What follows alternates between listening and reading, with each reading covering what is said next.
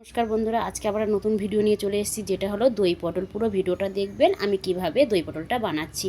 চলুন দেখা যাক। এখানে আমি পটল নিয়ে নিয়েছি। পটলগুলোকে ছাড়িয়ে পরিষ্কার করে দুমাথা কেটে নিয়েছি। এবার আমি মিক্সচার করে নেব। মিক্সচারে আদা কুচি দিয়ে দিচ্ছি, কাঁচা লঙ্কা দিয়ে দিচ্ছি, কাজু বাদাম দিয়ে দিচ্ছি। এবার আমি এটাকে মিক্সচার করে নেব। একটা বাটিতে হলুদ গুঁড়ো দিয়ে দিচ্ছি, 1 চামচ গুঁড়ো লঙ্কা দিয়ে দিচ্ছি, 1 চামচ ধনে গুঁড়ো দিয়ে দিচ্ছি, 1 চামচ জিরে গুঁড়ো দিয়ে দিচ্ছি। এবার জল দিয়ে ভালো করে মশলাটাকে বানিয়ে রেখে দেবো। এখানে একটা বাটিতে দই নিয়ে নিয়েছি, 1 চামচ চিনি দিয়ে দিচ্ছি দইয়ের মধ্যে, 2 চামচ পাউডার দুধ দিয়ে দিচ্ছি। দিয়ে এটাকে ভালো করে মিক্সড করে নেব। মিশিয়ে ভালো করে এটাকে রেখে দেবো। কড়াইতে তেল দিয়ে দিচ্ছি, তেলের মধ্যে আমি পটল দিয়ে দিচ্ছি। পটলগুলোকে ভালো করে এবারে ভাজা করে নেব, লাল লাল করে ভালো করে ভাজা করে নেব।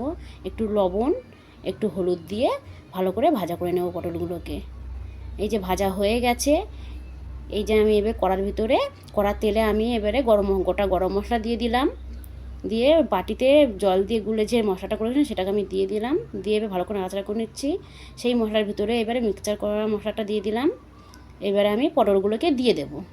এই যে পটলগুলো দিয়ে ভালো করে নাড়াচাড়া করছি। এইবার আমি এর ভিতরে দইটা দিয়ে দিচ্ছি। দইটা দিয়েও ভালো করে নাড়াচাড়া করে নিচ্ছি।